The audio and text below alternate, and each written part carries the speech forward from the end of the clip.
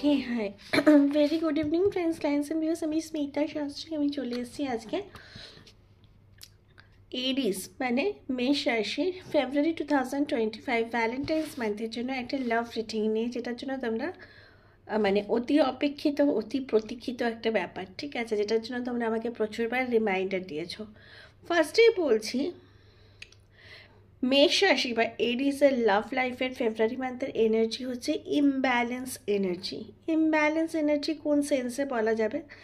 এটা যদি মেন লাইনটা বলি, সেটা হচ্ছে তুমি যে প্ল্যাটফর্মে দাঁড়িয়ে আছো, তোমার পার্টনার সেই লাভ প্ল্যাটফর্মে দাঁড়িয়ে নেই, বা তোমার পার্টনার যে লাভ প্ল্যাটফর্মে দাঁড়িয়ে আছো তুমি সেই প্ল্যাটফর্মে দাঁড়িয়ে নেই। দুজনের ভালোবাসা জেনুইন, কিন্তু দুজনের ভালোবাসা যে একটা প্ল্যাটফর্মে গিয়ে মিলিত হবে, সেই প্ল্যাটফর্মটার মধ্যে কিছু আপস অ্যান্ড ডাউনস মানে ব্যালেন্সের প্রবলেম আছে, যেটা কিনা ফেব্রুয়ারি মান্থে দেখা যাবে। তাও বলছি এটা র্যান্ডাম রিডিং, কিছু মানুষের সাথে রেজনেট করতে পারে এবং কিছু মানুষের সাথে রেজনেট নাও করতে পারে। এক্ষেত্রে আমি আবারও রিডিংটাকে 4টে স্লটের সাজিয়ে নেব। ফার্স্টে হচ্ছে সিঙ্গেল যারা এরিস পিপল আছো, তাদের রিলেশনশিপে যেতে তোমরা এখন কোনোভাবে ইনসিকিওর ফিল করছো। তোমাদের মনে হচ্ছে যে এই যে সম্পর্কের ভাবনাটা তোমাদের মাইন্ডে এসছে, কেউ যদি তোমার প্রপোজাল দিচ্ছে বা তুমি যাকে দিতে যাচ্ছ, তোমার মনে হচ্ছে তুমি যেভাবে সেই সম্পর্ককে হ্যান্ডেল করবে বা সম্পর্কে ইনভলভ হবে তোমার পার্টনার, কিন্তু সেভাবে ইনভলভ হবে না।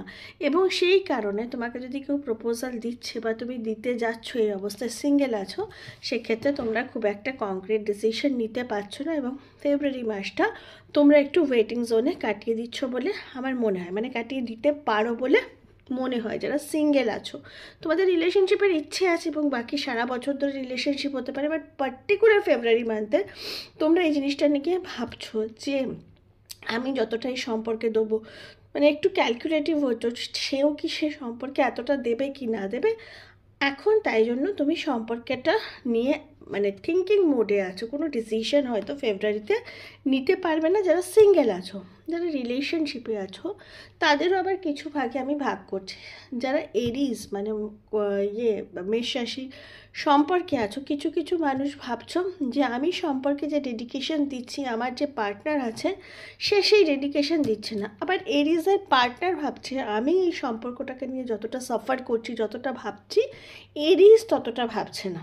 এই ভাবনা চিন্তার মাঝখানে কি হয়েছে না, একটা ডিস্টেন্স ক্রিয়েট হতে শুরু করেছে, যেখানে তোমার মনে হচ্ছে তুমি সম্পর্কে অনেক ইনভলভ আছো, সে তার মনে হচ্ছে অনেক ইনভলভ আছে। এই কারণে তোমার মনে হচ্ছে যে যতটা স্যাটিসফ্যাক্টরি ইম্প্যাক্ট পাওয়ার কথা তোমার পার্টনারের কাছ থেকে পাচ্ছ না।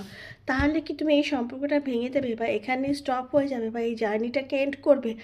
এইরকম একটা ক্রাইসিসের মধ্যে দিয়ে কিন্তু ফেব্রুয়ারি মান্থে এরিসদের লাভ লাইফে কিছু কিছু মানুষের কাটতে পারে। যাদের ব্রেকআপ হয়ে গেছে তাদের একটা নতুন সম্পর্কের পসিবিলিটি আছে, কিন্তু এক্সের কাছে তোমরা একে অন্যের কাছে ফিরে আসবে না, ডিউ টু জাস্ট বিকজ তোমাদের ইগোর জন্য, এবং তোমাদের মনে হয়েছে যে তোমাদের আগের সম্পর্কটার ডেন্সিটি অতটাও ছিল না যেখানে আবার কিনা ফিরে আসা যায়। তাই জন্য ব্রেকআপ যাদের হয়ে গেছে, হয় তারা সিঙ্গেল মোডেই থাকবে, এই সময় ডিসিশন নেবে না, আর নিলে তারা কী করবে না অন্য নতুন ইনিংস বা নতুন জার্নি স্টার্ট করবে।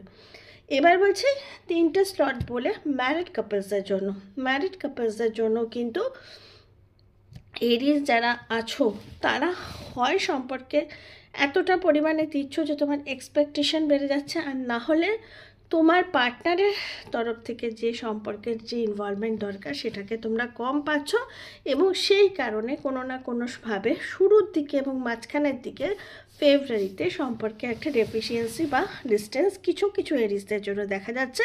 বাট ফেব্রুয়ারি মাসই তো সব নয়, মাস শেষ হতে হতে কিন্তু এই ব্যাপারটাও রেনোভেট হয়ে যাবে এবং তোমাদের সম্পর্ক যেটা ডিস্ট্রয় হওয়ার যাদের ডেস্টিনিতে আছে সেটা হয়ে যাবে, আর যেটা ভালো থাকা সেটা চলবে।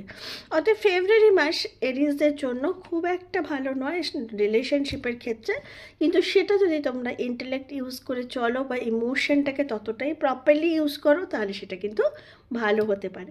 তাহলে এই ছিল ফেব্রুয়ারি মান্থের এরিসের লাভ রিডিং। আমি আসছি নেক্সট টরাসের লাভ রিডিং নিয়ে। Till and bye bye and good night.